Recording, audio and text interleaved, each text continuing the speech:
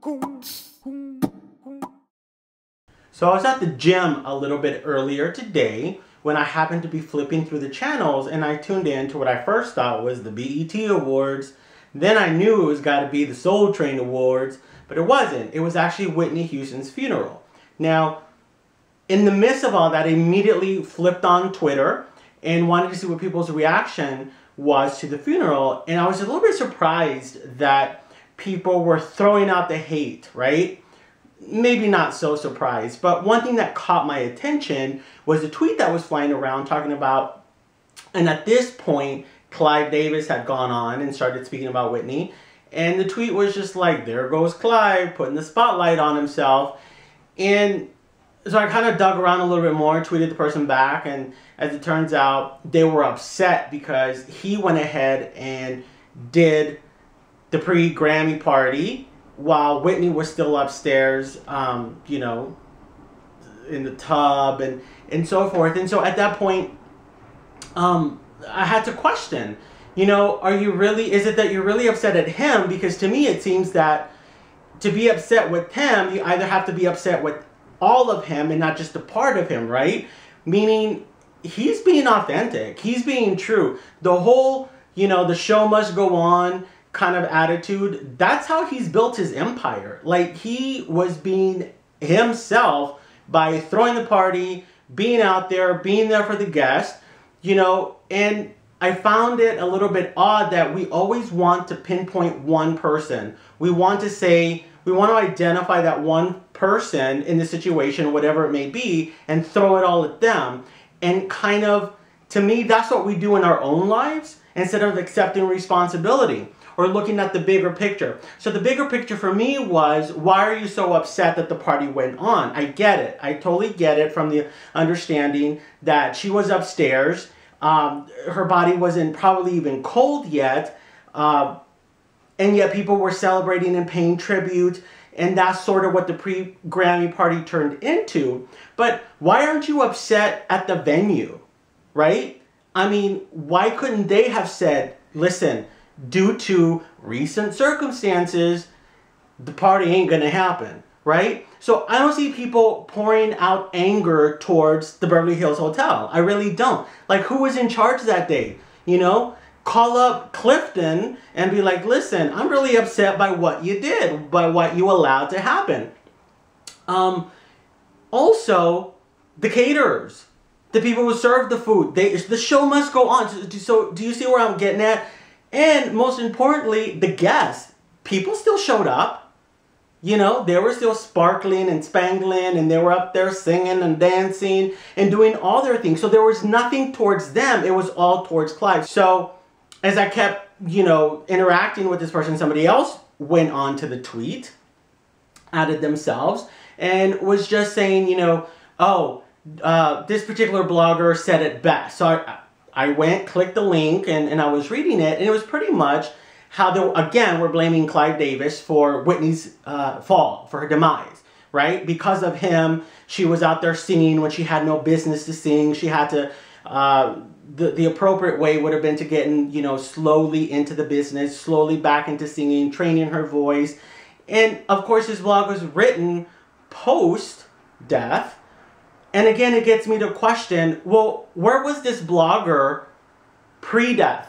Only after the fact do we speak up. Only after the fact do we start hurling accusations and, oh, if it was up to me, this would have happened. Well, you know what? Where were you? Where were you last week? Where were you 2 weeks ago in your blog? Had you even mentioned her before?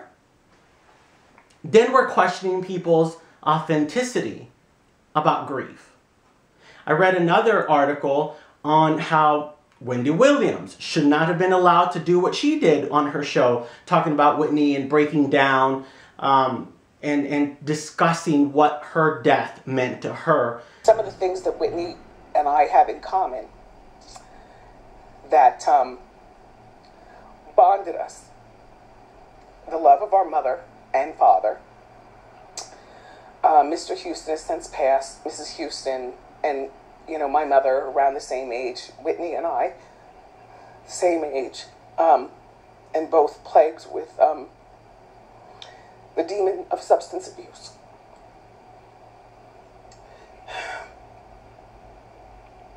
It's been almost 15 years since I smoked last from a crack pipe. It's been almost 15 years since I waited on Jerome Avenue in the Bronx for my drugs.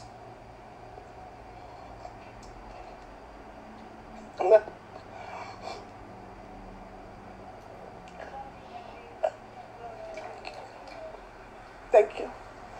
I'm not proud of the girl that I was, but without being that girl, I wouldn't be the woman that I am today. So, if it makes any sense to you, I have no regrets. There's one thing throughout it all, my connection with Whitney, is that I wished for us both to be really sober and really aware. You know, folks, people grieve very differently. They really do. And whether you agree with it or not, it's their process. And whether you agree with it or not, she has a show. And what she will do on her show is her business.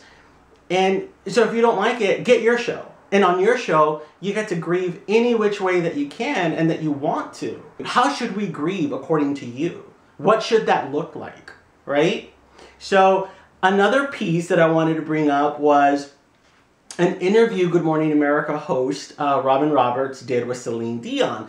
Now, I kind of know the direction that Robin, and I love Robin, I kind of know the direction that Robin wanted to go in.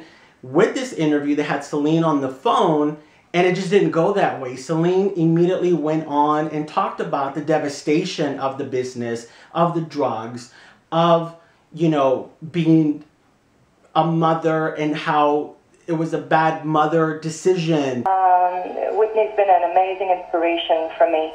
I've been singing with her my whole career, actually. I wanted to have a career like her, sing like her, look beautiful like her. It's just very unfortunate that that drugs and, I don't know, bad people or bad influence took over. It took over her dreams. It took over love and motherhood. I mean, when you think about Elvis Presley and Marilyn Monroe and Michael Jackson and Amy Winehouse, I mean, to get into drugs like that for whatever reason, is it because of the stress and bad influence? What happened? Celine spoke about how she herself kind of is in the business, but then separates herself from the business. And she was being truthful. And I felt she was being genuine. And I felt that she was being a voice of reason. And of course, the interview wasn't as positive.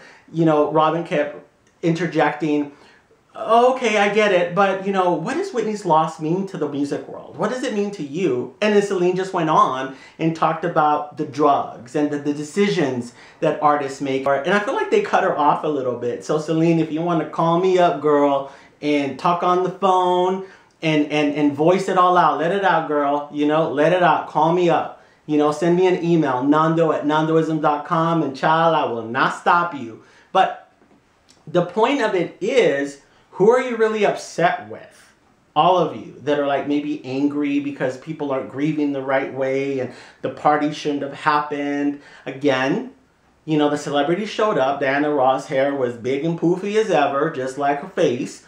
Britney and her, you know, Britney Spears and her fat arms were there.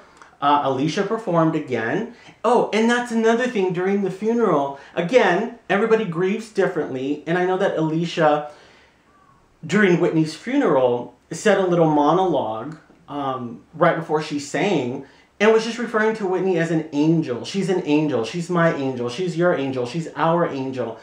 And again, I'm not subscribing to that theory because I don't believe Whitney was an angel. I don't. I think that she continues to be one of the greatest musical icons ever.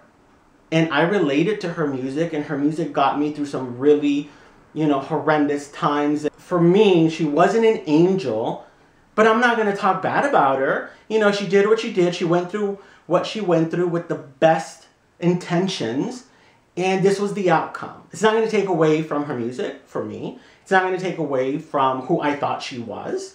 And it's not going to take away from all the influence she's given everybody and all the hope, because her music really was therapeutic to those of us that received it that way. And I just feel that I will allow people to grieve the way they will grieve, and I won't take that away from anyone. What do you think? How do people grieve? Should there be a right way, a wrong way? And leave your comments below, and if you are super bold, leave a video. Visit my blog, friend me, tweet me, and remember to subscribe, comment, thumbs up, and share my videos. Woo!